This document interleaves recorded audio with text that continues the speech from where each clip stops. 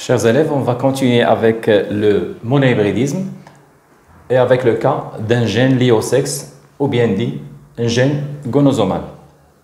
Mais avant cela, on commence par la notion de karyotype et de formule chromosomique. Donc, vous avez vu qu'un karyotype correspond à l'ensemble des chromosomes homologues classés selon 3 critères: la taille, la position du centromère et la ressemblance des bandes de coloration. Si on compare un karyotype mâle et un karyotype femelle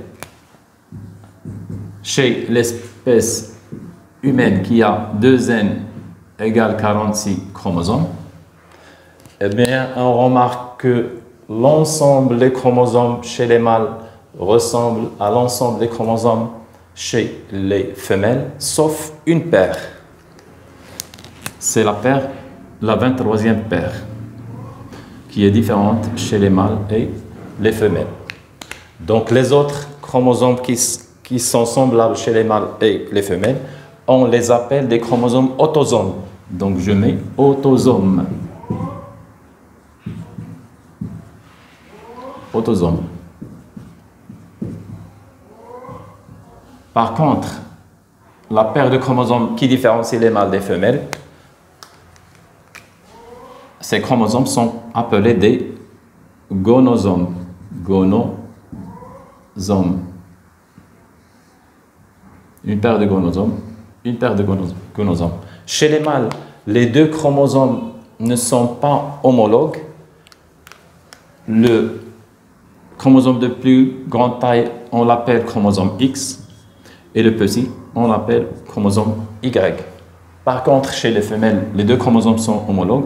On les appelle XX. Donc, les mâles et les femelles ont les mêmes autosomes. Par contre, les mâles ont deux chromosomes sexuels XY. Les femelles ont deux chromosomes sexuels XX ou bien gonosomes. Maintenant, comment on représente la formule chromosomique des mâles? L'espèce humaine a une formule chromosomique 2N est égal à 46. Le 46 correspond au nombre de chromosomes et le N correspond au nombre de paires de chromosomes homologues. Donc, chaque karyotype aura 23 paires de chromosomes. Parmi les 23, on a 22 paires d'autosomes et une paire de chromosomes sexuels. La même chose, c'est chez les femelles.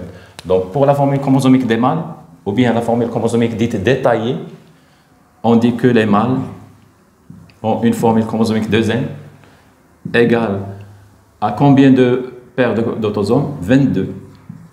Et on les note AA. Plus une paire XY. L'ensemble correspond à 46 chromosomes. La même chose chez les femelles. Les femelles ont une formule chromosomique 2N avec 22 AA plus XX égale 46. Donc, tout simplement, si le N correspond au nombre de paires de chromosomes, on peut noter chez n'importe quelle espèce 2N, sans connaître le nombre de chromosomes, la formule chromosomique des mâles. On la note 2N égale à combien de paires de chromosomes autosomes? L'ensemble, j'ai dit que l'ensemble des paires correspond à N. Si on enlève ou bien on soustrait une paire, il nous reste N-1 paires des autosomes AA plus XY chez les mâles. Chez les femelles, la même chose, 2N est égal à N-1 AA plus XX. Si on applique cette formule pour l'homme, j'ai dit que le N, c'est le nombre de paires, est égal à 23. 23 moins 1, c'est 22. Plus XY. 23 moins 1, c'est 22, plus XX. Donc, pour le cas général, une espèce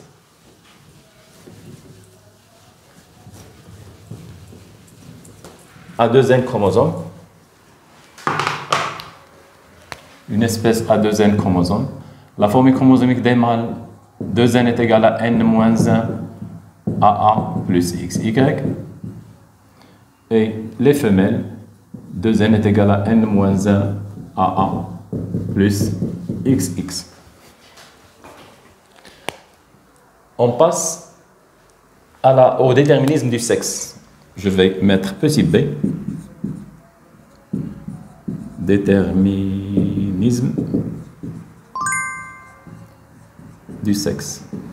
Et on va voir d'abord le système XY, système XY, qui est général pour l'ensemble des espèces.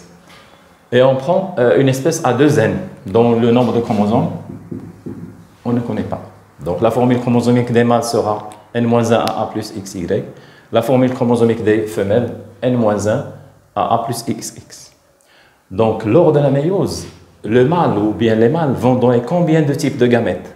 Donc puisqu'ils ont deux chromosomes X et Y différents, ils vont donner deux types de gamètes par méiose. Ils vont donner un type de gamète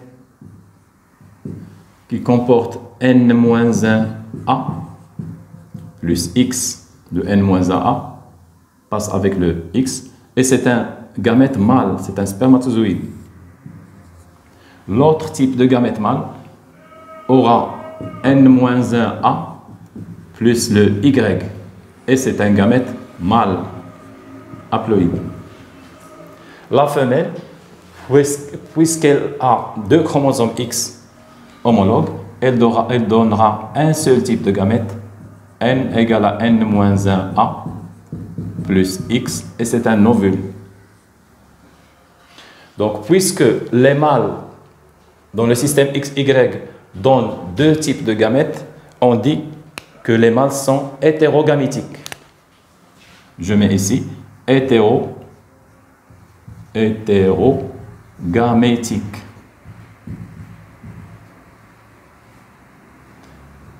Hétérogamétique. Par contre, les femelles donnent un seul type de gamètes, on dit qu'elles sont homogamétiques. Homogamétiques.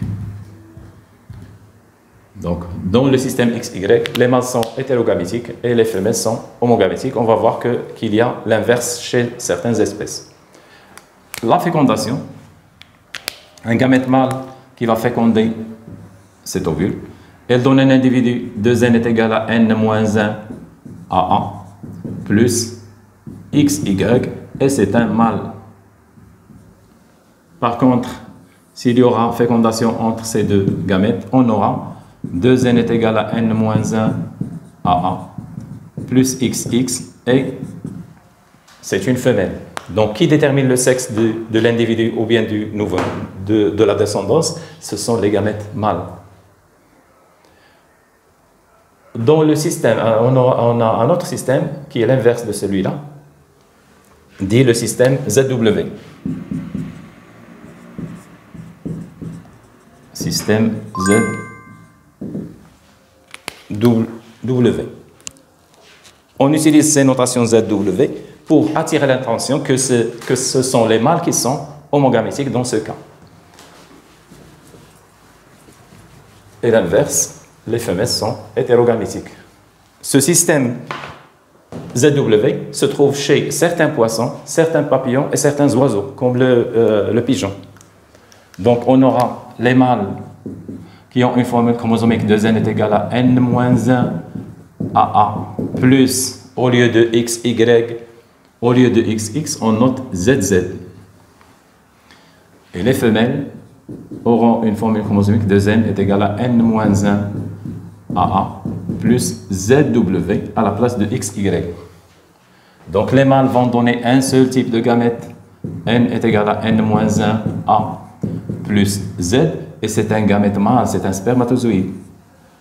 Et les femelles vont donner deux types d'ovules, n-1 A plus Z, c'est un ovule, et n égale à n-1 A plus W, et c'est un ovule. La fécondation, donne un individu à 2n est égal à n moins 1 AA plus ZZ, et c'est un mâle, ou bien on aura 2n est égal à n moins 1 AA plus ZW, et c'est une femelle. Donc, qui détermine le sexe du nouveau-né? Ce sont les gamètes femelles dans ce cas. Un autre système, dit système X0,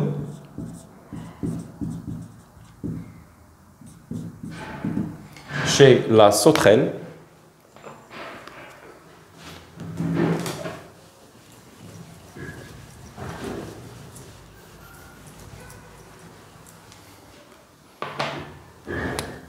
on aura 2n, les mâles, 2n est égal à n moins 1 AA plus XX. Donc, ils seront homogamétiques. Et les femelles, 2n est égal à n moins 1 AA plus un seul x. Je mets x0. Dans ce cas, les mâles donnent un seul type de gamète, n est égal à n moins 1 A plus x. Et c'est un spermatozoïde. On dit que les mâles sont homogamétiques. Dans ce cas, les femelles sont hétérogamétiques. Ils vont donner deux types de gamètes, n-1a plus x. Ce sont des gamètes femelles. Et n est égal à n-1a plus 0. C'est-à-dire qu'il n'y a pas de chromosome sexuel. Le gamète femelle aura uniquement des chromosomes autosomes. Je mets 0.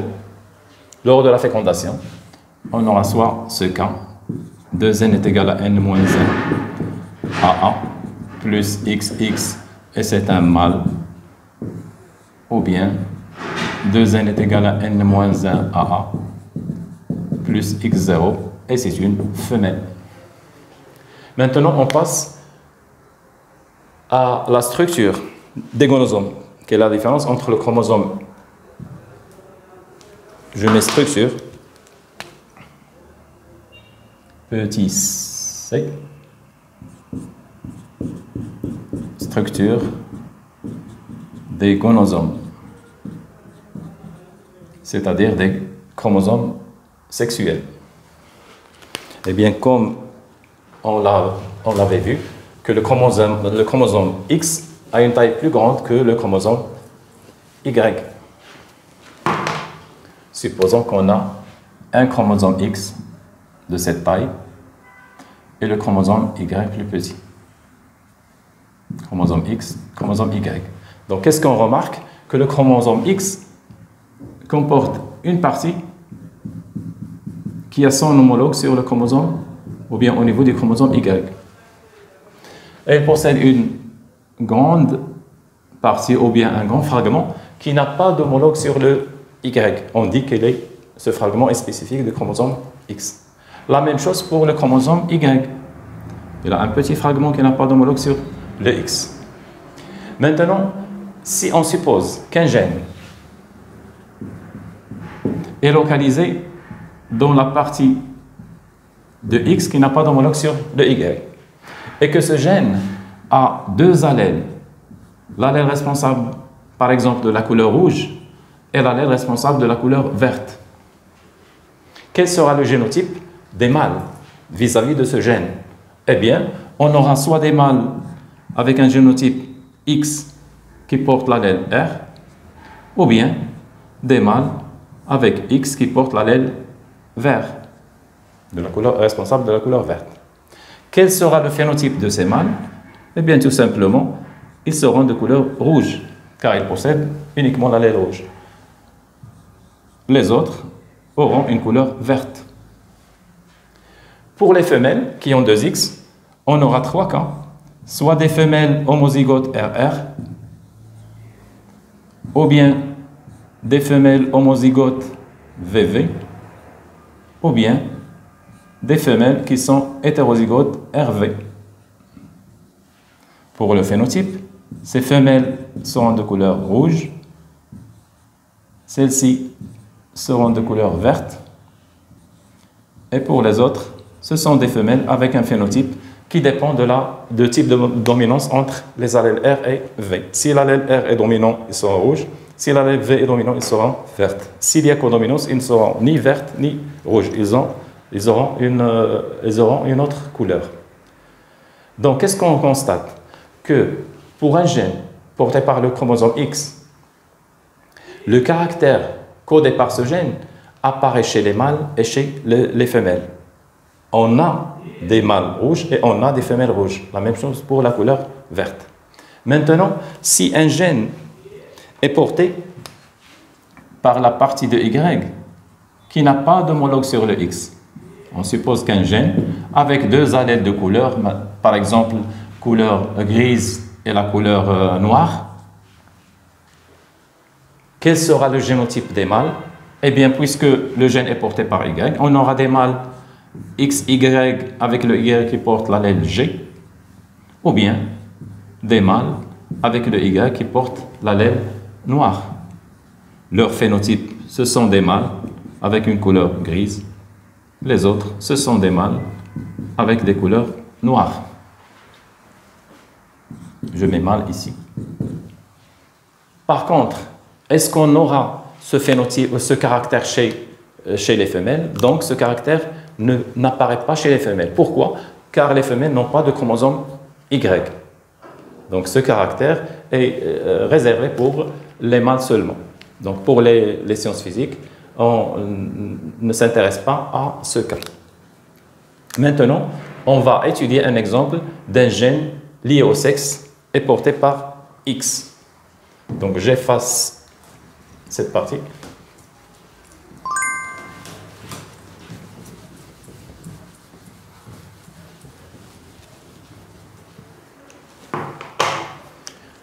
Où je mets étude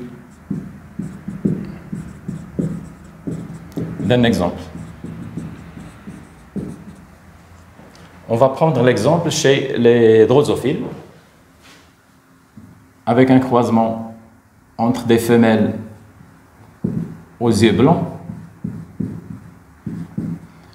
et des mâles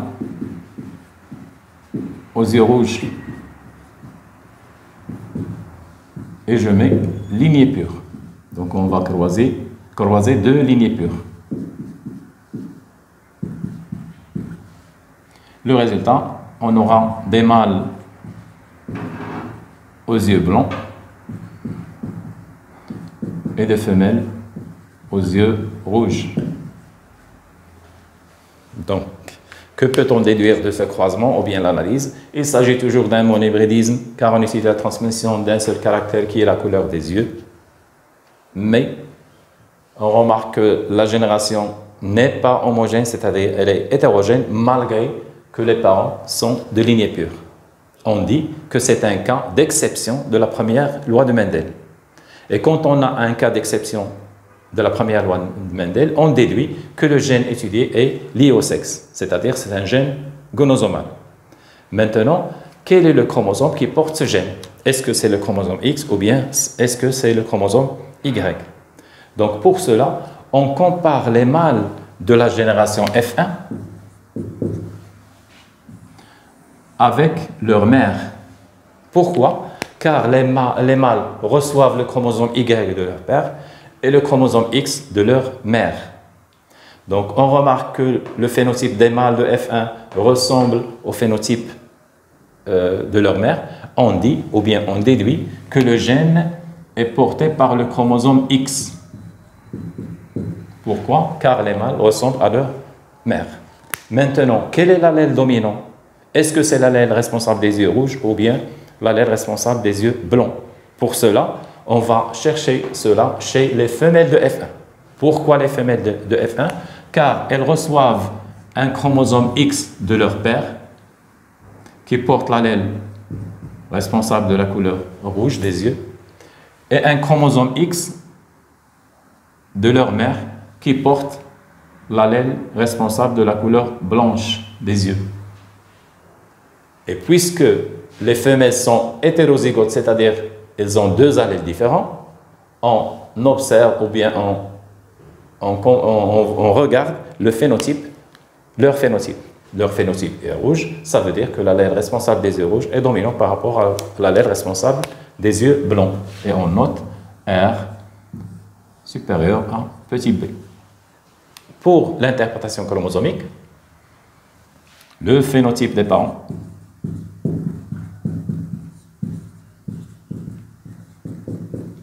donc on a croisé une femelle petit b avec un mâle R, génotype la femelle XX homozygote bébé. Le croix, on le différencie des chromosomes X avec un mâle XY qui a l'allèle R. Les gamètes, la femelle homozygote, elle va donner un seul type de gamète, XB, avec 100%. Le mâle XY, il va donner deux types de gamètes, des gamètes XR et des gamètes qui portent uniquement chromosome Y sans allèle. Pour la fécondation, on aura le cas XR, XB, XB, Y, génotype de F1. Le phénotype, les femelles XX auront des yeux rouges et les mâles XBY auront des yeux blancs, 50%, 50% phénotype F1.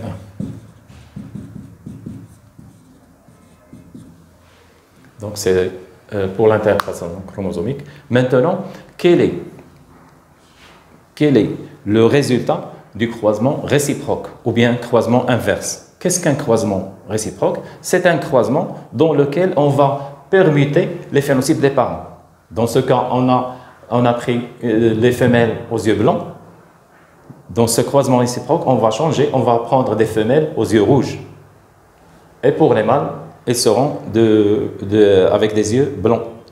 On appelle ça un croisement réciproque ou bien un croisement inverse. Est-ce qu'on aura le même résultat? On va voir.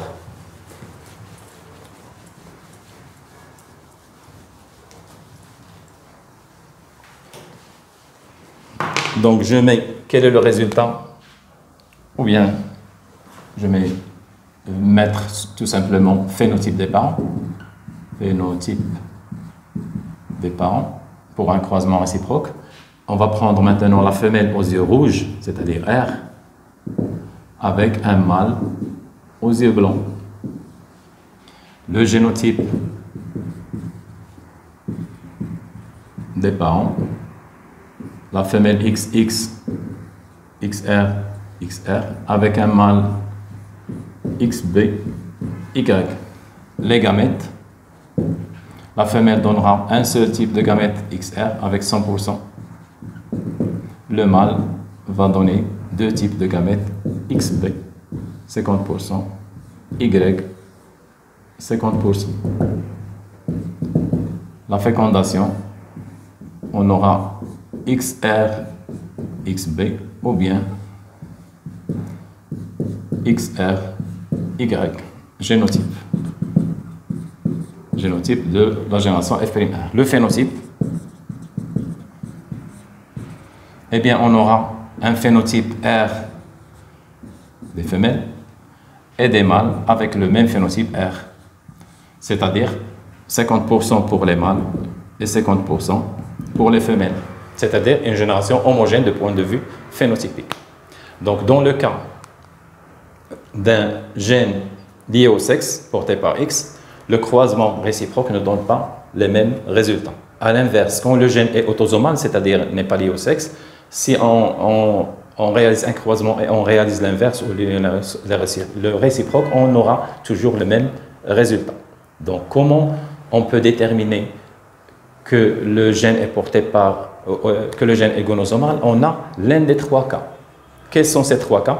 Soit on a l'exception de la première loi de Mendel, c'est-à-dire que les parents sont de lignée pure et la génération n'est pas homogène, elle est hétérogène. Soit le croisement réciproque ne donne pas les mêmes résultats, soit un croisement quelconque, par exemple long avec court, mâle et femelle, la femelle et le mâle.